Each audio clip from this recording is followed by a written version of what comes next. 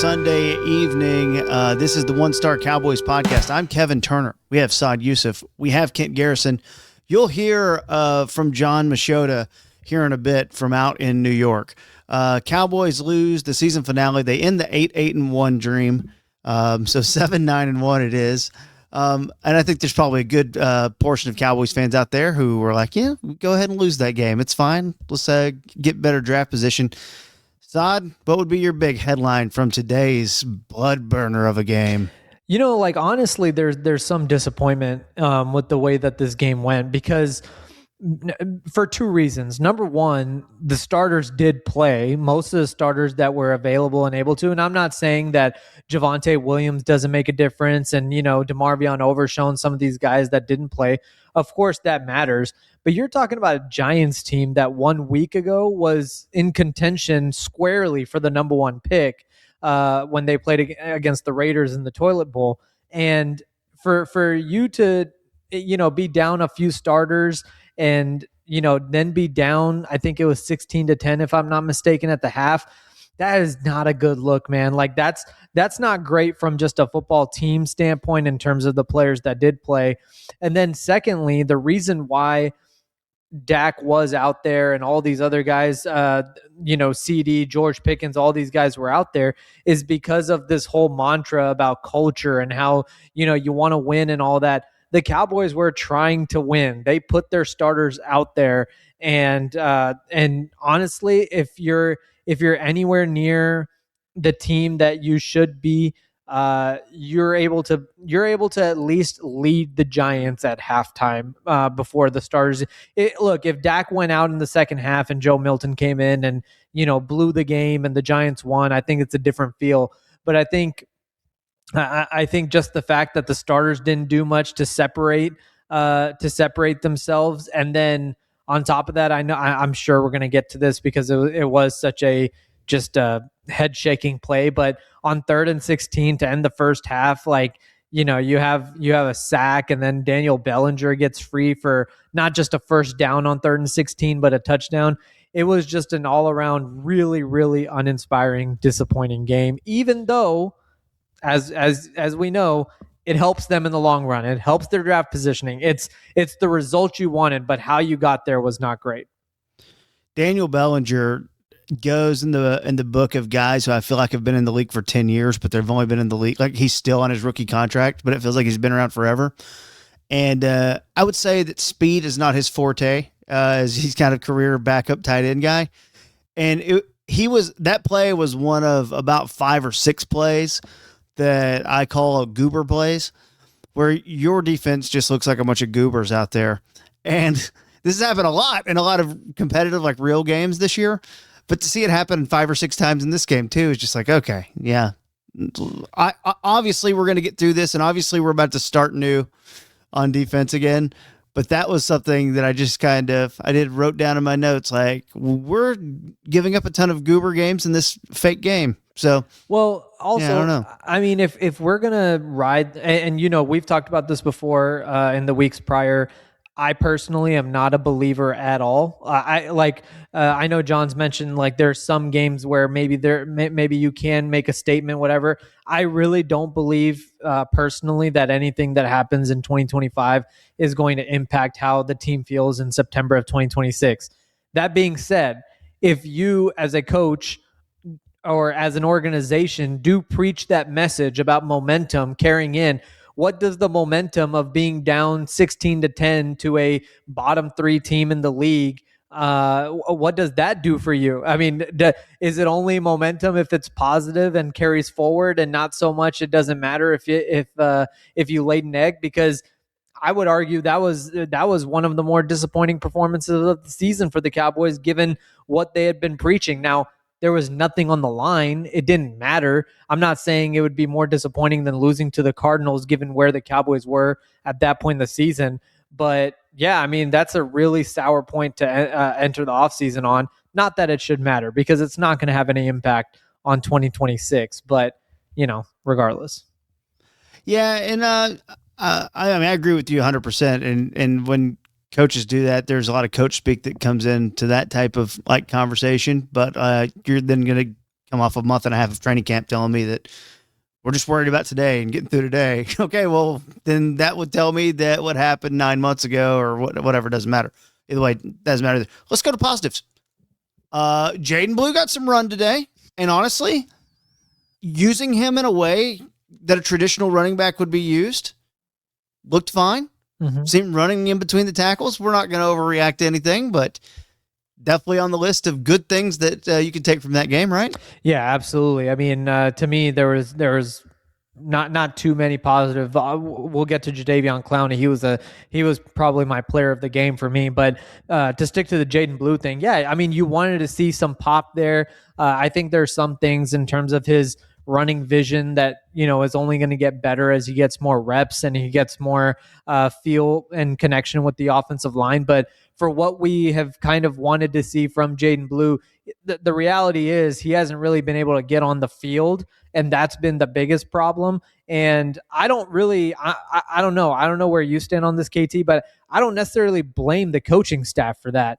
Number one, I think Javonte Williams has been running great, and I think he's been fine. And then in terms of Jaydon Blue getting leapfrogged by Malik Davis, I can't say that the coaching staff and organization should always be basing their decisions based on meritocracy. And then they see Malik Davis performing better in practice. He should be the guy that gets the call behind Javonte Williams then. But obviously, Davis and Williams were both out in this game. Jaydon Blue was the next man up. Phil Maffa got some run. And I thought, we got some positives to kind of go into the offseason with those two guys. Yeah, and for Blue, obviously he didn't play special teams a lot, and that's going to give Malik Davis the lean over him anyways. But clearly, the way Shoddy had talked about him, just little remarks here and there throughout the season tells you it wasn't what they wanted out of him. But I don't know, young guy, maybe you get the message, and maybe you are a solid running back too for this team next year, possibly. I don't know. I still think there's a lot to figure out with him, but he's on the team, and I thought that was good to see him run between the tackles and show some vision and things like that. Willing to lower his helmet and go get some extra yards a few times. It's like, these are not blow you away numbers. These are 4 yards a carry here, but there were a couple times. These are things that like Texas never hardly ever used him that way in terms of, hey, we're just going to go and run you right up the middle. Like it rarely happened for him in college. So to see that a little bit today, that was kind of something like, oh, okay, there's something I wanted to see from him. So that was good. Yeah, for sure. No, I agree with that because the usage of how he's being utilized in the offense is going to be a big factor in this as well. Honestly, it's a big reason why I kind of thought that Phil Maffa has an overall brighter outlook for the future than Jaydon Blue does, mostly because of the utilization of Phil Maffa and the way he's able to, run between the tackles and all that. If Jaydon Blue is able to do that, that's great. I think, you still have a decision at RB1, whether it's bring Javonte Williams back or go find another Javonte Williams / Rico Dowdle-esque guy. You obviously are not going to go into the season with Jaydon Blue or Phil Maffa as your lead back, but both are on rookie contracts. Both were day 3 picks. And you're absolutely right. I mean, if Jaydon Blue is able to just contribute anything on special teams, I think he becomes a little bit more of an asset. And, I wouldn't put that past the organization to find a spot for him to do that, depending on how they view Turpin and his future in the franchise as well, because Jaydon Blue is someone who can be an option to return kicks and things of that sort as well. So we'll kind of see how all that flows and how it all kind of falls. But yeah, Jaydon Blue was a positive. Before we get to Jadeveon Clowney for a second, you and I don't want to speak for you here, but you and I both probably agree that Jackson Dart has something, right? We don't know, but he's got something, it looks like. I will say that today was his highest QB rating of the year. 22 of 32, 2 touchdowns. It kind of looked comfortable most of the game as well. Did have to run a few times, but that's kind of what he does. But just kind of, I was curious and went through just the rest of his games this year. And man, the teams that he performed really well against are teams like, the Raiders. And he had a couple decent games, against the Bears and things like that. But the number will stand. The highest QB rating in a game he had this year was against your Dallas Cowboys at the end of the year. So another quarterback we can add to our list to have had somewhat of a career day in their game against the Cowboys this year. And by the way, the context on that should also be noted. That was without Wan'Dale Robinson, without Malik Neighbors, and without Theo Johnson at tight end. So he was heavily decimated in his pass catching options and still was able to turn that kind of day in. Now, of course, the Cowboys were without a lot of their guys on defense as well. That's worthy context, in terms of overshown, cornerback, Trayvon Diggs, whatever. But yeah, not great. There's not a whole lot that you can be proud of on the defensive side. Jadeveon Clowney, 3 sacks though. That'll take him up to, I believe, if I'm doing my math right here, 8.5 sacks on the year. 1, 2, 4, 5. Yeah, 8.5 sacks on the year. For a guy who came in, his first game of the year was the Green Bay game. So week 4 is when they got him done and in the building. 8.5 sacks. Obviously, a little pad in the numbers there today, but just given what they have, it looks like going into next year, Donovan Zarike. And yeah, I'd like to have Jadeveon Clowney back. And I heard you say, I heard you fill in on the radio the other day, and I heard you mention, I don't want to get to a bidding war with him, but that's someone I think you'd love to have back. And just showing him on the sideline, kind of dancing with the guy. Seems like a guy everyone likes. For a guy that his strategy is basically sign a 1-year deal and stay and get as much guaranteed money as I can each year. Or at least I think that's what he's transitioning into. And maybe I'm wrong. It feels like he's transitioning into that guy. And maybe I'll play 12 to 14 games a year. I think that's worth like $8 to $10 million. And maybe that's a little high, but they're going to need another pass rusher, and more than anything, they can get in the draft as well. So I'm all on board the Clowney train for next year. Yeah, no, I am for sure as well. And when I say don't get into a bidding war, I think you should meet him at a respectable. I don't think you should start off the negotiations by lowballing him to where he's trying to even find another path. To me, you get this deal done before he even explores the market, and that's where I think you don't need to get in a bidding war. But I think, given the Cowboys' history with some of these things, the risk that you run is that they're going to come in and try to, lowball him, and then he's going to be like, well, I got to weigh the market. No, before he goes to the market, just find a number that is respectable, like you said, 8 to 10 million, and get the deal done. You still need help at pass rusher. That's still a need going into free agency. Maybe you add something on top of that. Hell, maybe you trade for not Myles Garrett, Max Crosby, who knows? Whatever the case is, you still need to add to the pass rush, but I'm with you. Jadeveon Clowney, it's not just what he showed today. It's what he's been showing consistently throughout the entire season. To me, he's a guy that you want in the building for sure. Yeah, and meeting him in the middle might be something that's a little more along the lines of, hey man, what if we work out something here and you work out here in the off season, and you're with us. New defensive coordinator is what I'm kind of leaning to here as well. Mm-hmm. But then we can, make it official later, and you could still miss training camp because they might want to do that. Yeah. I don't know. Like, I'm just going through the game log and things like that of like his career. I mean, we're going to have 12 games on the books for this year. Maybe 13 games on the books for this year. 14 the year before, 15 starts the year before that, 12 games the year before that. So there's like a world where that might be like the most appealing thing outside of money is like, what if we work something where you actually don't have to be around us in training camp? I know that's crazy, but let's get smart. This college has really motivated me to get smarter with the money. Just seeing how these teams are doing, I'm in NIL mode right now. Saad, Joe Milton got to play a little bit. What'd you see there? Not much. I mean, not much that gives you confidence that, this is your guy, that if Dak goes down. Here's the thing. I think Joe Milton is a good backup if Dak goes down for an extended period of time and you're just trying to kind of maybe see if this guy has something in your future, and can be a gunslinger or something. And then what happens if he doesn't? He's going to lose you games. And that's what you need if your starting quarterback has gone down for an extended period of time. I think he's fine in that regard. But is he a guy that, if Dak misses 4 games, I feel really good about it?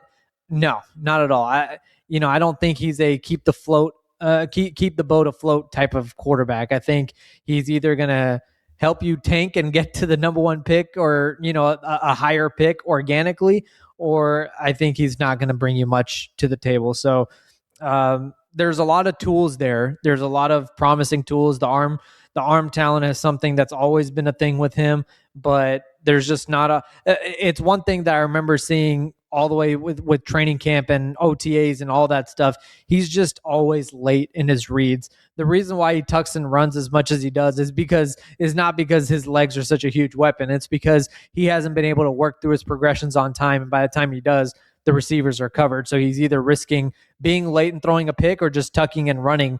And that's not what you want from your quarterback. I would love to get Jameis Winston in here. Oh my God, absolutely. That's just trying to have fun, because you look around like all the backup quarterbacks who are getting snaps out there, and like, yeah, it's clearly not good, right? Clearly not good if you ever have to go there.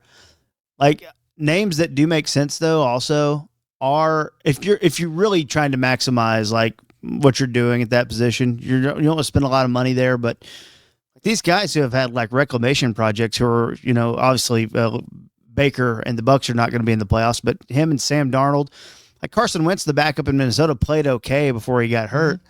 Like guys like that, I'm actually interested in. That's why I was a little more interested in Trey Lance last year. It just, they were not that interested in him. But like, those are the types of guys I want. So, I mean, I get why Joe Milton would be a young guy here, and feel like there's upside there, but I don't know.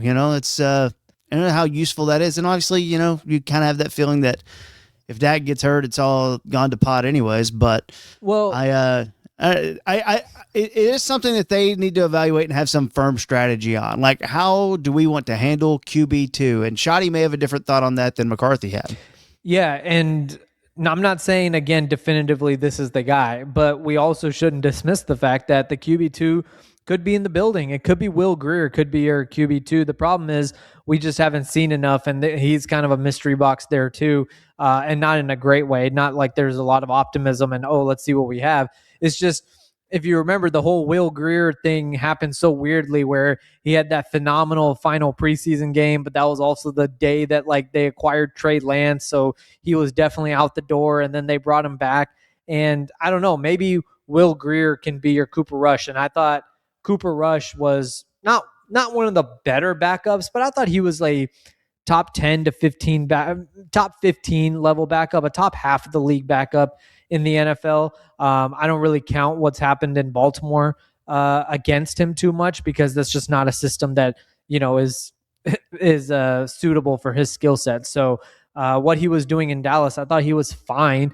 Andy Dalton is another type of guy, but Andy Dalton has not looked great when he's come in for Carolina. So I'm with you. I think if you're serious about really chasing a Super Bowl in these next 2 to 3 years, you do want to have a little bit more security at your backup quarterback position. I would agree with you on that. Saad, is there anything else you would like to get to today? Because I think, we're going to have, we'll all be in the room together Tuesday morning. We're going to be at we'll all be in the room together at the Haymaker Network studios, and we'll go through kind of some of our year-end podcast type things. We'll take a look at the unrestricted free agents. There's about 16 of those. Generally, they keep 5 or 6 of those. So we'll kind of see if we can whittle that list down to 5. We'll also have our new award show, the Jerrys. Yes, the Jerrys. Looking at some of the things from this year. Yeah, have some new categories and things like that. So I know we'll get together and talk about some big picture things in a couple days. Anything else you'd like to get to for today? Yeah, I just think Ryan Flanoy had another good game, and I think he's come on as of late. We've talked about him in the past. I think he's a very good wide receiver 3.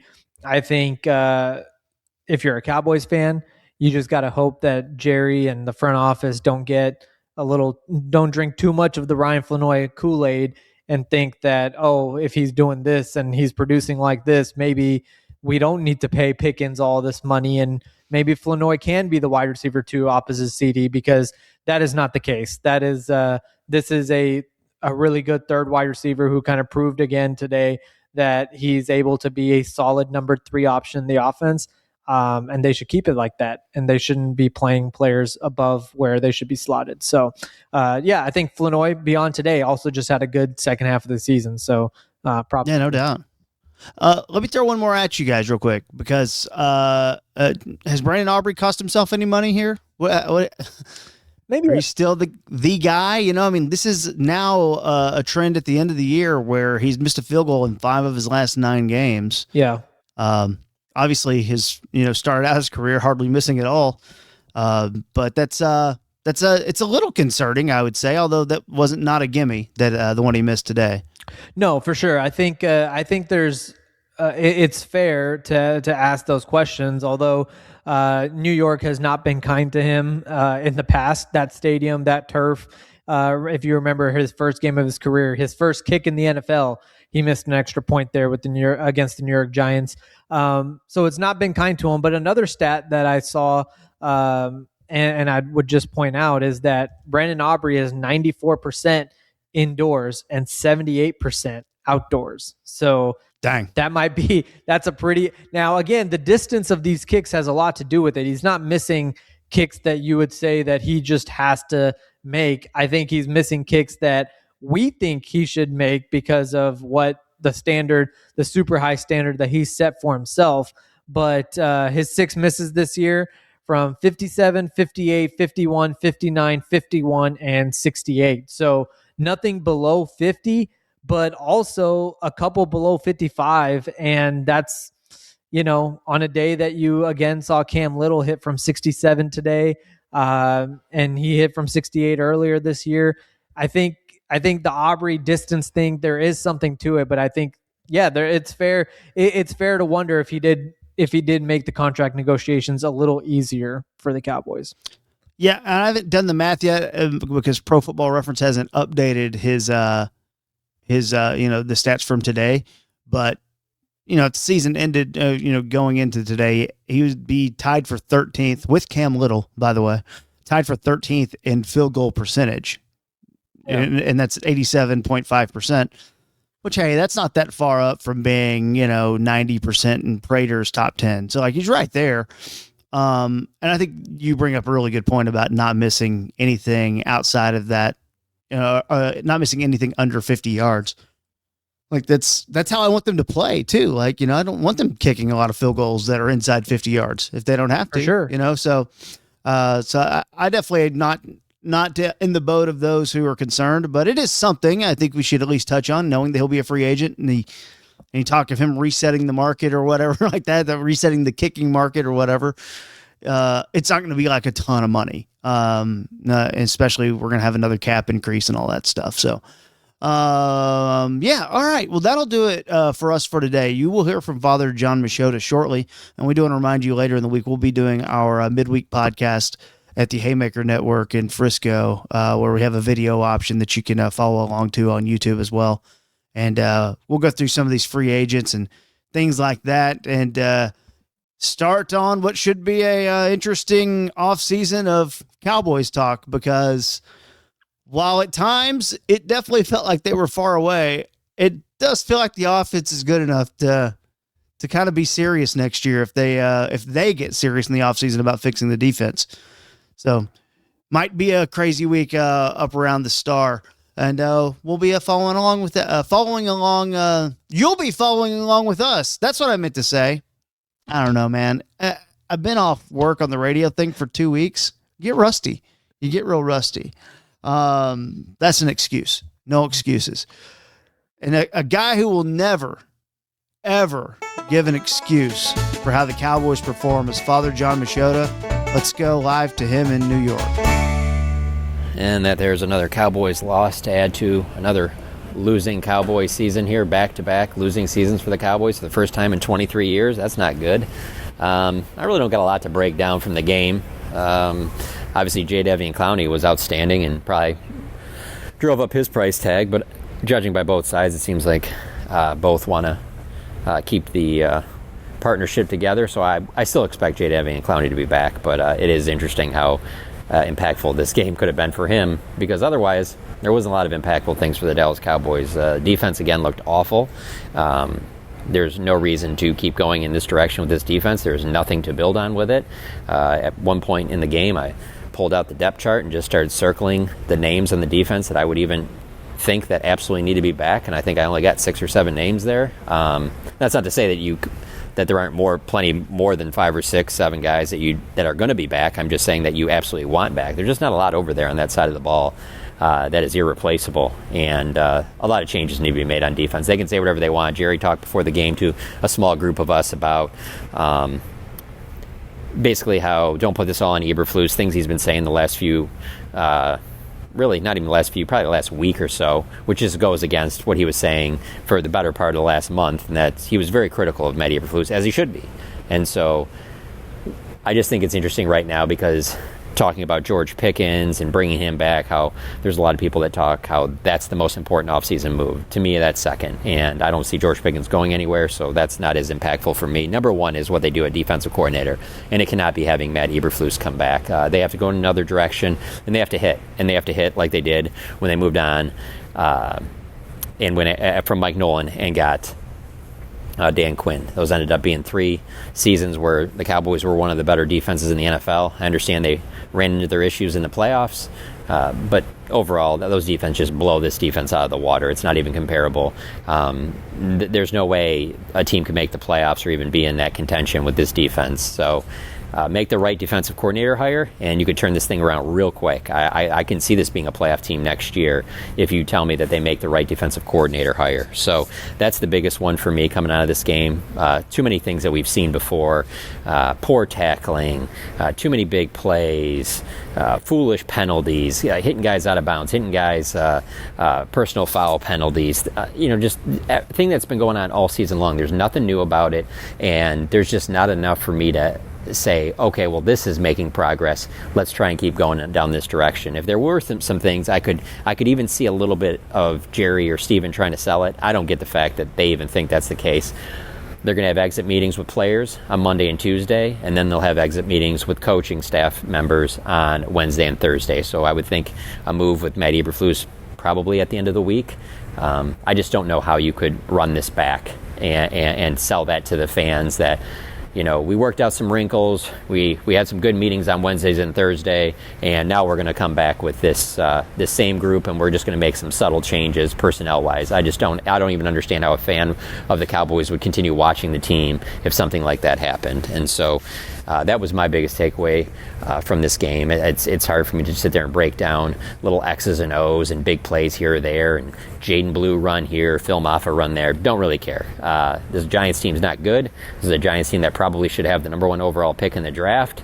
And whether Dak was in at quarterback or it was Joe Milton, you look completely outmatched. And so as much as they wanted to build positive momentum going into the offseason from this game, that clearly didn't happen. I think if you were going to point to one positive from this game, I think there is only one, and that's that there were no major injuries, that Dak, CD, George Pickens all got out of here healthy, and now they can go in the offseason, rehab any small injuries that they might potentially have, and be ready to get back into working out and getting ready for the 2026 season. So, not a lot that I want to break down from the game there.